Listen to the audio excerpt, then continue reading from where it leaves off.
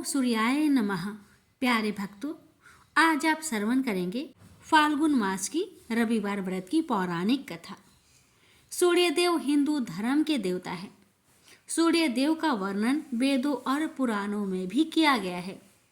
सूर्यदेव का वर्णन एक प्रत्यक्ष देव के रूप में कई जगह किया गया है। भगवान सूर्यदेव को ही जगत की उत्पत्ति तथा अंत का कारण माना जाता है। शास्त्रों में सूर्य के बारे में विस्तार से बताया गया है। एक कथा के अनुसार युद्ध में हारे हुए देवताओं की रक्षा के लिए प्रजापति दक्ष की कन्या अदिति ने सूर्य से उनके पुत्र रूप में जन्म लेने की प्रार्थना की।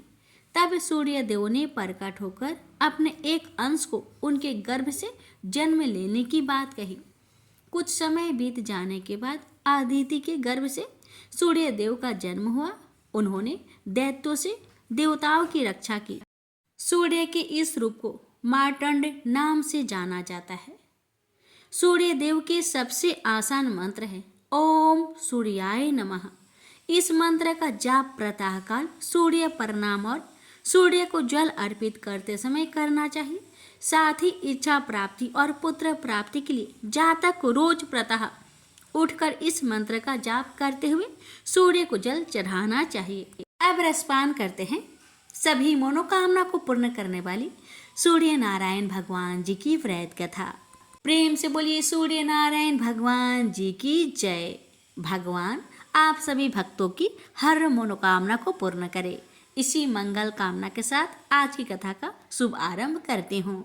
अटपट नगरी का एक गरीब ब्राह्मण लकड़ियों और घास के लिए हर रोज जंगल में जाया करता था।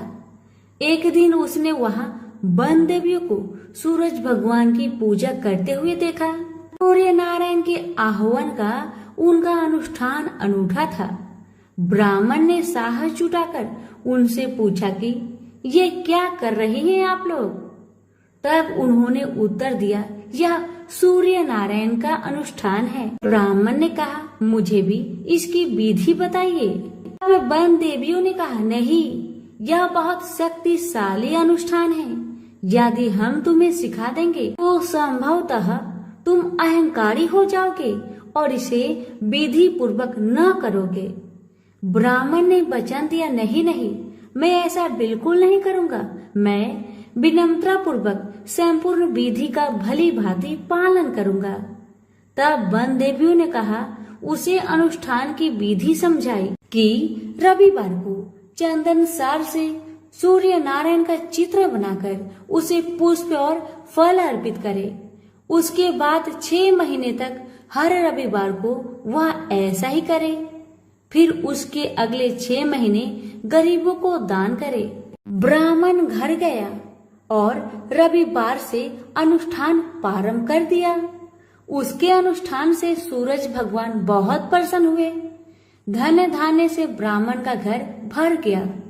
उसे बहुत प्रसिद्धि प्राप्त हुई। एक दिन रानी ने उसे बुलवाया। राजमहल में जाते समय भय से उसकी टांगे कांप रही थी। रानी ने उसे बैठने को आसन दिया और सहृदयता से कहने लगी, डरने की कोई बात नहीं है। हमने आपको इसलिए बुलाया है कि हम चाहते हैं आप अपनी बेटियां हमें दे दें। ब्राह्मण सिसकते हुए कहा, मेरी बेटियां बहुत तंगी में बड़ी हुई है। राजवंश में उनके साथ चाकरों के समान आप व्यवहार करेंगी। रानी ने उसे आश्वस्त किया कि नहीं, ऐसी बात नहीं है। आप चिंता न करें, उनके साथ राजसी व्यवहार किया जाएगा। एक का राजा से विवाह होगा और दूसरी का मंत्री से होगा। ब्राह्मण ने खुशी खुशी रानी का प्रस्ताव स्वीकार कर लिया। शीघ्र ही विवाह हो गए और ब्राह्मण की बिटिया ससुराल चली गई। पूरे 12 बरस ब्राह्मण उनसे मिलने नहीं आया। वह अपने काम और काज में और अनुष्ठान में व्यस्त रहता था। तथा 12 बरस बाद उसने बेटियों से मिलने की सोची। पहले वह बड़ी बेटी के पास गया। बड़ी बेटी राजा से ब्याही थी। बेटी ने पिता को रत्न जड़ित चौकी पर बिठाया। सुगंधित जल से उनके हाथ पैर धुलवाए और मिठाई परोसी। ब्राह्मण ने कहा, जलपान से पहले तुम मेरी कथा सुनोगी?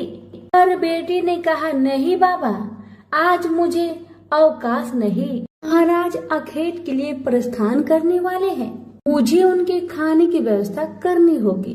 ब्राह्मण को उसका व्यवहार बहुत अशिष्ट लगा। वह क्रोध होकर वहाँ से चल पड़ा। ब्राह्मण वहाँ से छोटी बेटी के पास गया, जो कि मंत्री से ब्याही गई थी। बेटी पिता को देखकर बहुत प्रसन्न हुई। बेटी ने उसे नक्काशीदार चौकी पर बिठाया, सुगंधित जल से हाथ पांव धुलवाए और उनके खाने के लिए मिठाई लेकर आई। ब्राह्मण ने कहा, बेटी, जलपान से पहले तुम्हें मेरी कथा सुननी होगी। बेटी ने कहा, हाँ अवश्य बाबा, कथा सुनकर मुझे प्रसन्नता होगी। यह कहकर वह घर के भीतर जाकर 6 मोती लेकर आई। 3 मोती पिता के हाथ पर रखे और 3 अपने हाथ में रखे। यह कथा ब्राह्मण ने आज से पहले किसी को नहीं सुनाई थी। उसने बेटी को बताया कि कैसे वह वन देवियों से मिला और कैसे उन्होंने उसे सूर्य नारायण का अनुष्ठान पूजन विधि बताया। बेटी ने एक एक शब्द को बड़े ध्यान से सुना। फिर ब्राह्मण ने मुदित मन से जलपान ग्रहण किया और घर लौट आया। पंडिताइन ने बेटी की कुशल क्षेम पूछी। ब्राह्मण ने उसे सारी बातें बताई और कहा कि बड़ी वाली मेरी बेटी ने मेरी कथा नहीं सुनी, उसे इसका फल भुगतना पड़ेगा। और वही हुआ। उसका पति सेना लेकर दूसरे राज्य पर आक्रमण करने गया था और वापस नहीं लौटा, पर दूसरी बेटी ने उसकी कथा सुनी थी, सो वह सुखी थी। उसकी समृद्धि दिनों दिन बढ़ती गई। दुर्भाग्य से बड़ी बेटी का पिंड नहीं छोड़ा। उसके लिए एक एक दिन काटना दूभर हो गया था। एक दिन उसने अपने बड़े बेटे से कहा, घर में कुछ नहीं है, अपनी मौसी के पास जाओ और कोई उपहार लेकर आओ, वह जो दे घर ले आना। अगले रविवार को राजकुमार मौसी के घर गया। वहाँ वह तालाब पर गया और स्नान करने आई औरतों से पूछा, तुम किसके यहाँ काम करती हो? उन्होंने उत्तर दिया, हम मंत्री की पत्नी की दासियां हैं। राजकुमार ने कहा, अपनी मालकिन से जाकर कहो कि उनकी बहन का बेटा आया है। ये भी कह देना कि उसके कपड़े फटे हुए हैं, इसलिए वो उसे पिछले दरवाजे से महल के भीतर आने दे। दासियां उसे पिछले दरवाजे से भीतर ले गई। मौसी ने उसके नहाने के लिए सुवासित जल रखवाया, पहनने को नए कपड़े दिए और राजसी भोज करवाया। फिर उसने बेटे को मोहरों से भरा हुआ कद्दू दिया। वह चलने लगा तो मौसी ने कहा, इसे संभाल कर ले जाना, कहीं खोना मत। पर रास्ते में सूर्य भगवान ने माली के भेष धारण करके मोहर से भरा हुआ कद्दू चुरा लिया। वह घर पहुंचा तो माँ ने उससे पूछा कि मौसी ने तुम्हें क्या दिया? राजकुमार ने खाली हाथ दिखाते हुए कहा, जो भाग्य ने दिया वह कर्म ने छीन लिया, मौसी ने जो दिया वह रास्ते में खो गया। अगले रविवार को रानी ने दूसरे बेटे को भेजा। वह भी शहर के तालाब पर गया और नहाने धोने आई औरतों से पूछा, तुम कहाँ काम करती हो? औरतों ने कहा, हम मंत्री की पत्नी की दासियां हैं। अपनी मालकिन से कहो कि उसकी बहन का बेटा आया है। और उसे भी पिछले दरवाजे से भीतर ले जाया गया। नहाने और नए कपड़े पहनने के बाद राजकुमार ने भोजन किया।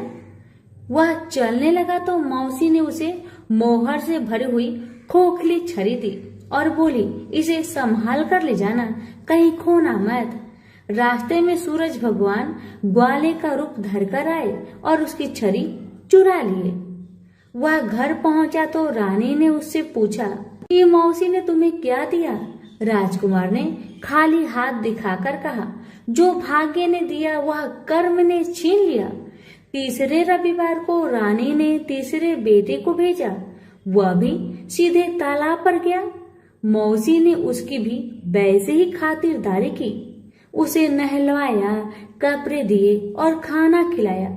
चलते समय उसने उसे मोहर से भरा हुआ खोखला नारियल दिया और कहा, इसे संभाल कर ले जाना, खोना मत। रास्ते में राजकुमार कुएं की जगह पर सुस्ताने के लिए रुका। जैसे ही उसने नारियल जगत पर रखा, वह लुढ़क कर कुएं में गिर गया। छपाक। वह घर पहुंचा तो रानी माँ ने पूछा कि वह क्या लाया है। राजकुमार ने जवाब दिया, जो भाग्य ने दिया वह कर्म ने छीन लिया। चौथा राजकुमार गया, तभी वही हुआ। उसे मोहर से भरा हुआ कुल्हड़ मिला, जिसे सूर्य नारायण चील बनकर झपट ले गए। 5वें रविवार को रानी खुद गई और जाकर तालाब पर खड़ी हो गई। छोटी बहन उसे खुद लेने के लिए आई और पिछले दरवाजे से घर में ले गई। नहलाने के बाद बताया कि उसकी विपत्ति का कारण यह है कि उसने बाबा की कथा सुनने से मना कर दिया था। फिर उसने दीदी को पूरी कथा सुनाई। रानी ने बहुत ध्यान से कथा सुनी और रविवार व्रत करने तक बहन के पास ही रही। और दोनों बहनें बहुत ही श्रद्धा भक्ति के साथ सूरज भगवान की आराधना करती। रानी का अनुष्ठान पूरा भी नहीं हुआ था कि उसके दिन फिर गए। उसे समाचार मिला कि बरसों की युद्ध के बाद उसके पति विजयी होकर अकूट धन लेकर साथ लौट रहे हैं। राजधानी लौटते हुए राजा अपनी साली और बहू से मिलने के लिए वहां रुका। जब उसने सुना कि उसकी रानी भी यही है, तो उसे लेने के लिए उसने पालकी और कुछ दासियां भेजी। नन्हे भांजे चिल्लाते हुए रानी के पास आए और कहने लगे, मौसी मौसी, तुम्हें लेने के लिए छत्र वाली पालकी आई है, साथ में हाथी घोड़े और सैनिक भी है। सब देखने के लिए बाहर भागे। बरसों की विरह और व्यथा के उपरांत राजा और रानी ने एक दूसरे का हालचाल पूछा। बहनों ने एक दूसरे को मूल्यवान उपहार और रेशमी वस्त्र दिए। अगले दिन राजा और रानी ने अपने राजधानी के लिए प्रस्थान किया। पहले पड़ाव पर जब खाना बन गया तो रानी ने राजा के लिए और अपने लिए थाल परोसे। तभी उसे बहन से सुनी हुई कथा याद आई। उसने नौकरों को आदेश दिया कि वे पास के गांव में जाए और किसी निर्धन को लाए जो भूखा हो। गांव में उन्हें ऐसा कोई नहीं मिला, पर वापस आते समय उन्हें एक भूखा लकड़हारा मिल गया। वे उन्हीं को रानी के पास ले आए। रानी ने 6 मोती निकाले, 3 लकड़हारे को दिए और 3 अपने हाथ में रखे। फिर रानी ने उसे अपने पिता और वन देवियों की कथा सुनाई। लकड़हारे का रोम रोम कान बन गया। कथा सुनते ही उसके गड्ढर की सारी लकड़ियां सोने की हो गई। उसने शपथ ली कि वह पूर्ण विधि विधान से सूर्य नारायण का अनुष्ठान करेगा, बिल्कुल वैसे ही जैसे वन देवियों ने ब्राह्मण को सिखाया था। अगले दिन राजा रानी ने दल बल के साथ फिर पड़ाव डाला। खाना बन गया तो रानी ने राजा के लिए और अपने लिए खाना परोसकर सेवकों को किसी निर्धन और भूखे को लाने का आदेश दिया। आज वे एक किसान को लाए जिसकी फसल मुरझा गई थी और कुआं सूख गया था। रानी ने 6 मोती निकाले, 3 किसान को दिए और 3 अपने हाथ में रखे। फिर उसने उसे अपने पिता और वन देवियों की कथा सुनाई। कथा संपूर्ण होने से पहले ही उसकी फसल फिर से हरी भरी हो गई और सूखे कुएं में पानी भर आया। वापस जाते समय उल्सित किसान ने शपथ ली कि वह संपूर्ण विधि विधान के साथ सूर्य नारायण का अनुष्ठान करेगा, जैसा कि वन देवियों ने ब्राह्मण को सिखाया था। तीसरे पड़ाव पर रानी ने एक बुढ़िया को सूरज भगवान की कथा सुनाई। बुढ़िया का बेटा जंगल में खो गया था, दूसरा तालाब में डूब गया था और तीसरा सांप काटने पर मर गया था।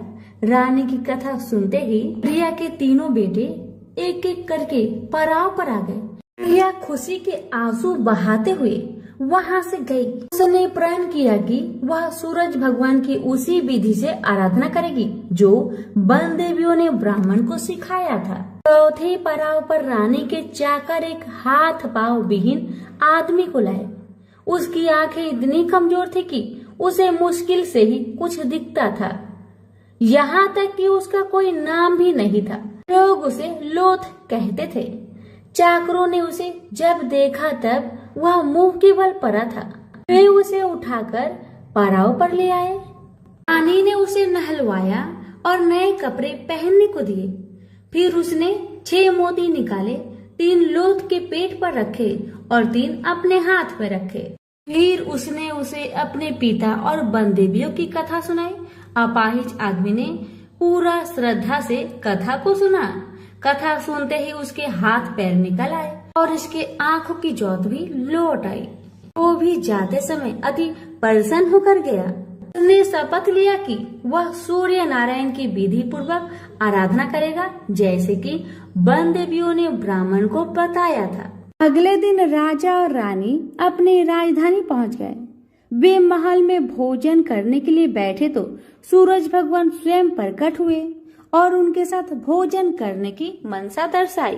राजन ने महल के सारे दरवाजे खुलवा दिए और अनेकानेक उत्कृष्ट व्यंजन बनाने का आदेश दिया। प्रत्येक पकवान को 6 अलग अलग खुशबुओं के साथ परोसा गया। सूर्य नारायण और राजा खाने के लिए बैठे। सूर्य नारायण को पहले कौर में ही एक लंबा वाल दिखा। वह क्रोधित होकर चिल्लाए, यह किस अधम स्त्री का वाल है? रानी भय से पीली पड़ गई। उसे याद आया कि अपनी विपत्ति के 12 वर्षों में वह उल्टे के नीचे बैठकर कंघी किया करती थी। संभवतः वह उसी का बाल है।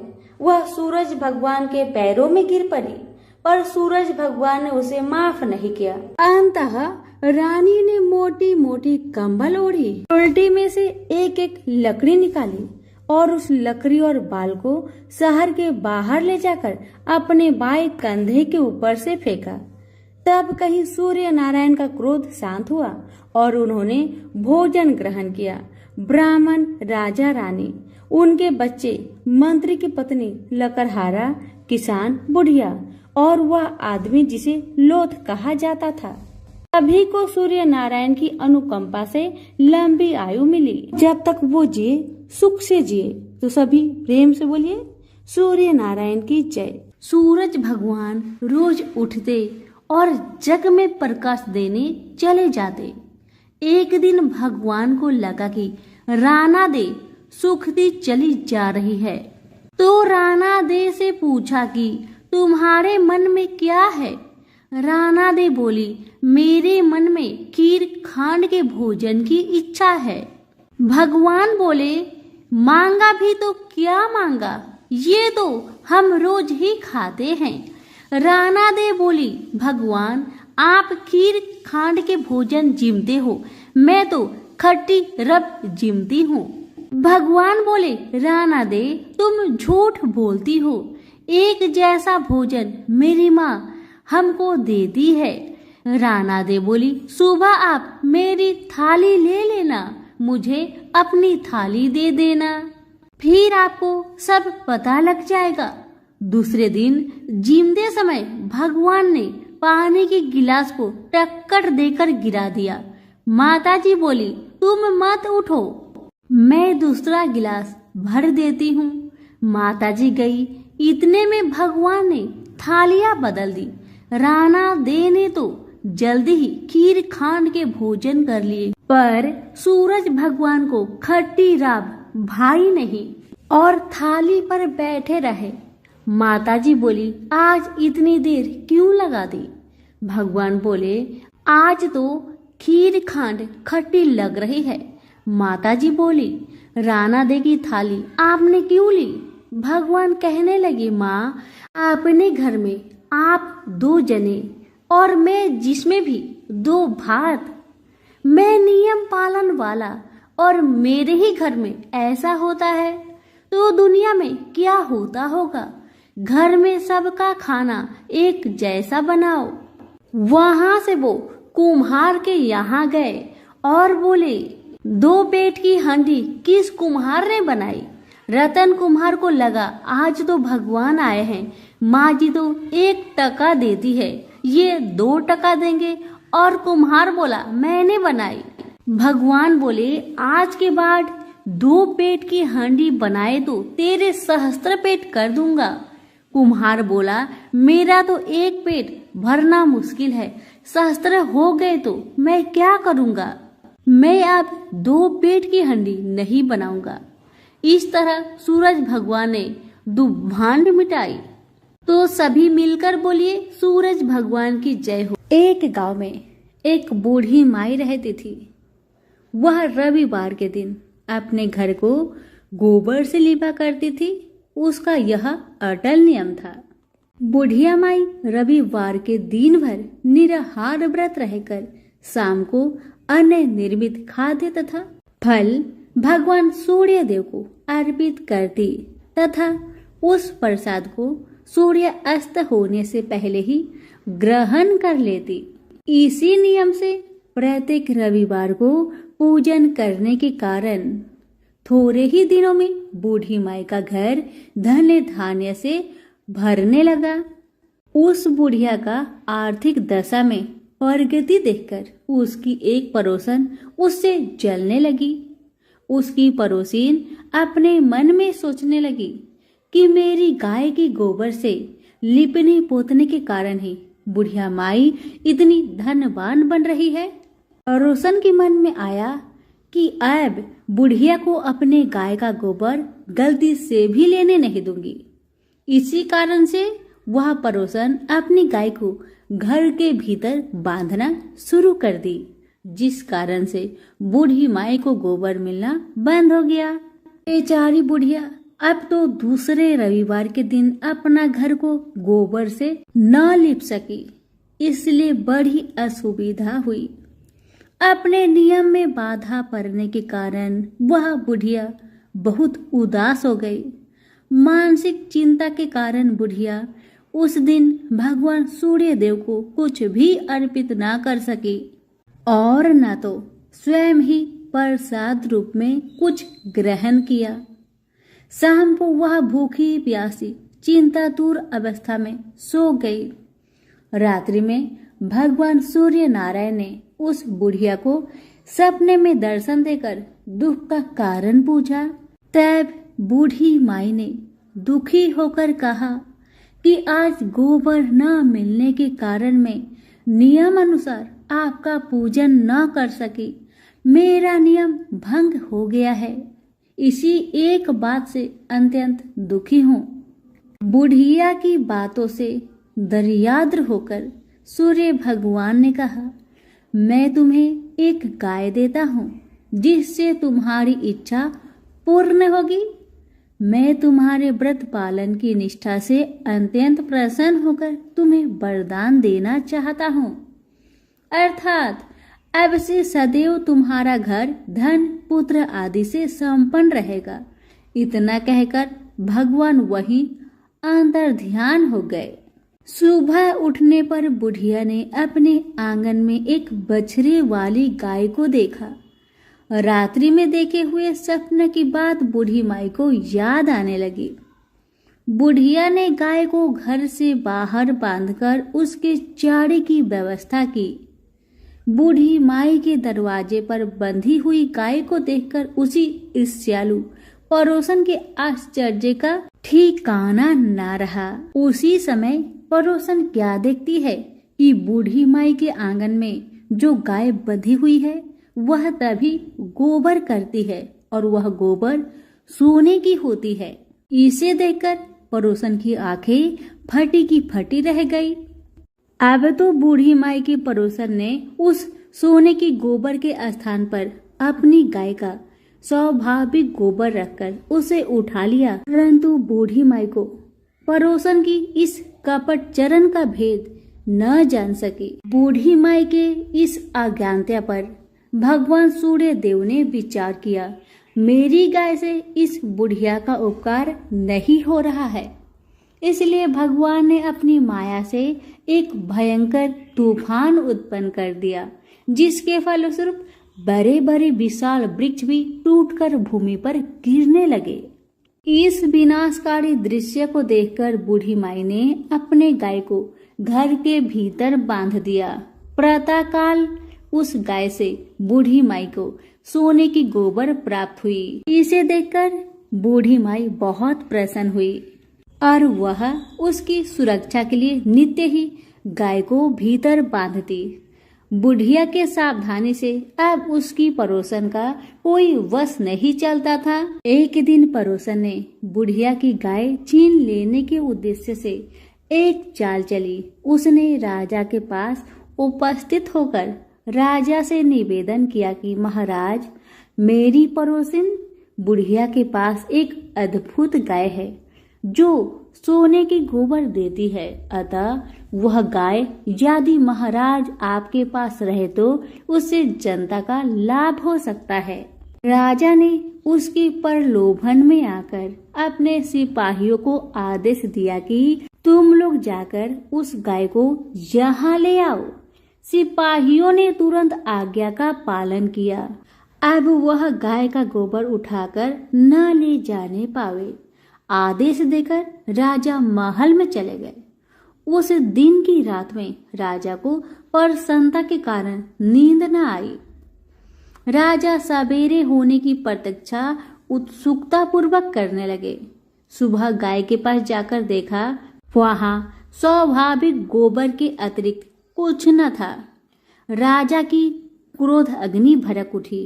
उन्होंने बूढ़ी माई को बुलवाया और राजा ने उस बुढ़िया से पूछा, क्या तुम्हारी गाय सोने का गोबर देती है? इस बात की सूचना पर मैंने तुम्हारी गाय मंगवाई थी, फिर क्या कारण है कि गाय वैसा गोबर न दे सकी? बूढ़ी माई ने उत्तर दिया, महाराज, गाय के गोबर से घर लिपना मेरा नित्य नियम का काम है। मैं दिन भर व्रत रहकर सायंकाल भगवान सूर्य को नैवेद्य अर्पित कर उस प्रसाद को ग्रहण करती हूँ। मेरे पास जब अपनी गाय न थी तो मैं पड़ोसन के गोबर से घर लिपती थी।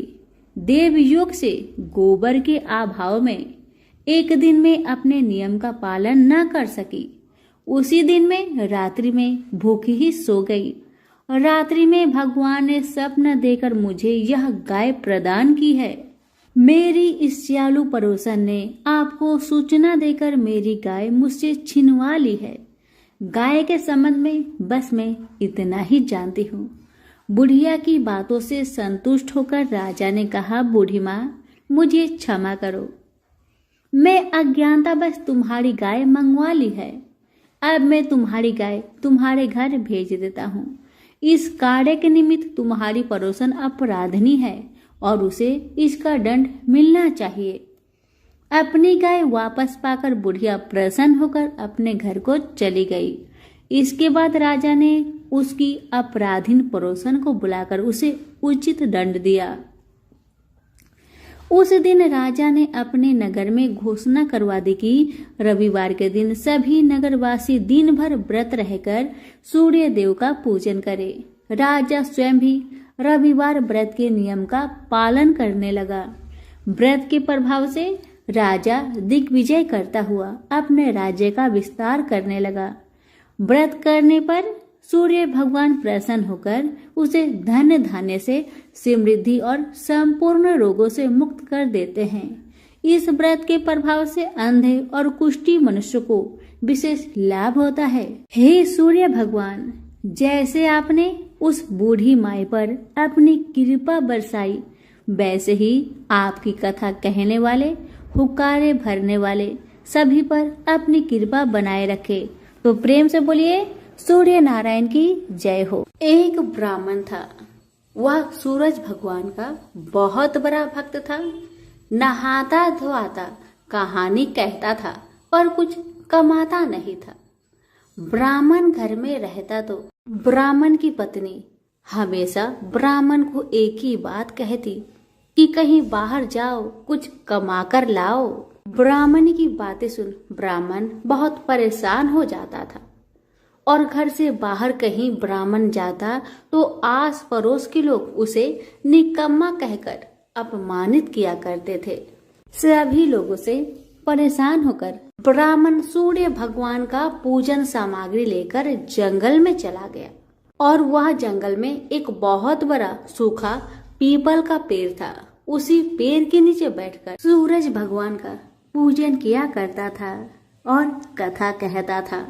उसी पीपल के पेड़ के आसपास एक सूखा सा तालाब था। उसमें थोड़ा सा ही पानी था। उसी पानी से लोटा भरकर वह ब्राह्मण सूर्य नारायण को जल चढ़ाया करता था। पूजा का जल बहकर सूखे पीपल के वृक्ष से होकर सूखे तालाब में जाया करता था। जल के जाते ही सूखे पीपल हरा भरा हो गया और सूखी तालाब साफ पानी से भर गया। तालाब का पानी इतना साफ हो गया कि उसी जल में सूर्य नारायण दिखाई देने लगे और कहने लगे, ब्राह्मण वर मांग, तू क्या मांगना चाहता है? ब्राह्मण ने सुना तो घबरा गया। सोचने लगा कि पीपल में कोई भूत प्रेत तो नहीं रहता। जब भी ब्राह्मण सुबह सूर्य नारायण का पूजा करता तभी आवाज आता। ब्राह्मण इस आवाज को सुनकर बहुत चिंता में पड़ गया और चिंता के कारण उसका शरीर दुबला हो गया। ब्राह्मणी भी कभी कभार अपने पति ब्राह्मण से जंगल में मिलने आया करती थी। ब्राह्मणी ने जब ब्राह्मण को दुबला पतला होते हुए देखा तो उसने पूछा, ब्राह्मण देव, आप दिन ब दिन सूखते क्यों जा रहे हैं? इसका क्या कारण है? तब ब्राह्मण ने सारा कहानी बताया। तब ब्राह्मणी ने कहा कि आपकी पूजा के बाद ही आवाज आती है ना, मुझे तो ये लगता है कि सूरज भगवान स्वयं ही आते हैं। मुझे लगता है सूर्य नारायण आपके व्रत से प्रसन्न है, वह आपको वरदान देने के लिए आते हैं। इसलिए इस बार जब भी आपको आवाज आए तो आप घबराइएगा मत, कुछ भगवान से मांग लीजिएगा। ब्राह्मणी की बातें सुन ब्राह्मण बोला, मैं कैसे मांगू और क्या मांगू? मुझे मांगना तो आता ही नहीं। अगर ज्यादा कुछ मांगना हो तो कहीं कुछ भूल जाओ तो, इसलिए तुम ही कुछ ऐसा उपाय बताओ जिससे मैं एक ही बार में सारा कुछ मांग लूं। ब्राह्मण की बातें सुन ब्राह्मणी ने उत्तर दिया, ब्राह्मण देव, जब भी सूर्य भगवान आपसे वरदान मांगने को कहे तब आप इस प्रकार से कहना, 9 खांडे महल के अंदर सोने के पालने में पर पोते को दास दासियों द्वारा खिलाते अपने आंखों से देखो। इस प्रकार लंबी उम्र, महल, बेटे पोते, पर पोते और धन सब मिल जाएगा। क्योंकि जब धन होगा तभी तो सोने का पालना दास दासियां होंगे और आंखें घुटने ठीक होंगे, और तभी तो पर पोते को सोने के पालने में झूला झूला सकेंगे और देख सकेंगे। दूसरे दिन पूजा के बाद जैसे ही आवाज आया तो ब्राह्मण ने वैसा ही किया जैसे ब्राह्मणी ने समझाया था। ब्राह्मण ने हाथ जोड़कर सूर्य भगवान से प्रार्थना किया, हे सूर्य नारायण, अगर आप मेरे पूजा से प्रसन्न है तो मुझे वर दीजिए कि 9 खांडे महल के अंदर सोने के पालने में पर पोते को दास दासिया द्वारा खिलाते अपनी आंखों से देखो। ब्राह्मण के बातें सुन सूरज भगवान ने कहा, देखने में तो ब्राह्मण सीधा साधा भोला भाला लगता है, पर एक ही बार में सब मांग लिया। सूरज भगवान ने कहा, जा तेरी इच्छा पूरी हो, जो तुमने मांगा तुम्हें अवश्य मिलेगी। ब्राह्मण जंगल से घर आया तो देखा कि उसकी टूटी हुई झोपड़ी की जगह एक 9 खांडा महल खड़ा है। दास दासी आ और जा रहे थे। ब्राह्मण ने उनसे कहा, यहाँ मेरी झोपड़ी और बूढ़ी ब्राह्मणी रहती थी, वो कहाँ गई क्या तुम्हें पता है? इतने में ही उस 9 खांडे महल के दरवाजे से एक सुंदर औरत गहनों और सुंदर कपड़ों से सजी हुई बाहर आई और ब्राह्मण से बोली, आ जाइए, अपना ही घर है, ये सब तो सूर्य नारायण का चमत्कार है, उन्होंने आपकी मनोकामना को पूर्ण कर दिया है। ब्राह्मण की बातें सुन ब्राह्मण ने कहा, हम इतने सारे धन का क्या करेंगे? ब्राह्मणी ने कहा, क्या नहीं हो सकता है, धन से क्या नहीं हो सकता है, दान पुण्य यज्ञ होम करेंगे। फिर ब्राह्मण ने वैसा ही किया जैसे ब्राह्मणी ने बताया था। अब सब राजा की जगह ब्राह्मण का गुणगान करने लगे। राजा ने ये सब सुनकर ब्राह्मण को बुलवाया और पूछा, कल तक तो आपको खाना भी नहीं मिलता था, आज ऐसा चमत्कार, इतना सारा धन दौलत आपके पास कहाँ से आया? कहीं चोरी करी है या फिर डाका डाला है? ब्राह्मण ने कहा, ये सब तो सूर्य नारायण की कृपा है, और अपनी सारी कहानी राजा को बता दिया कि जंगल में ब्राह्मण के साथ क्या क्या हुआ और कैसे उसने सूर्य नारायण से वरदान मांगा। ब्राह्मण की बातें सुन राजा ने कहा, मेरे पुत्र नहीं है तो मुझे क्या करना चाहिए? ब्राह्मण ने राजा को सूर्य भगवान की पूजा विधि बताई और कहा, महाराज आप भी सूर्य नारायण का व्रत करें, आपकी सारी मनोकामना सूर्य नारायण जरूर पूरी करेंगे।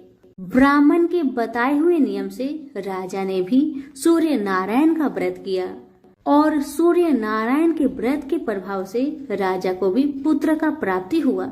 सभी सूर्य नारायण की जय जयकार करने लगे। हे सूर्य भगवान, जैसे ब्राह्मण और राजा की मनोकामना को पूर्ण किया वैसे ही सबकी करना। कहानी कहने वाले की, कहानी सुनने वालों की, हुक्कारे भरने वालों की, सबकी मनोकामना को आप पूर्ण करना। प्रेम से बोलिए सूरज भगवान की जय हो।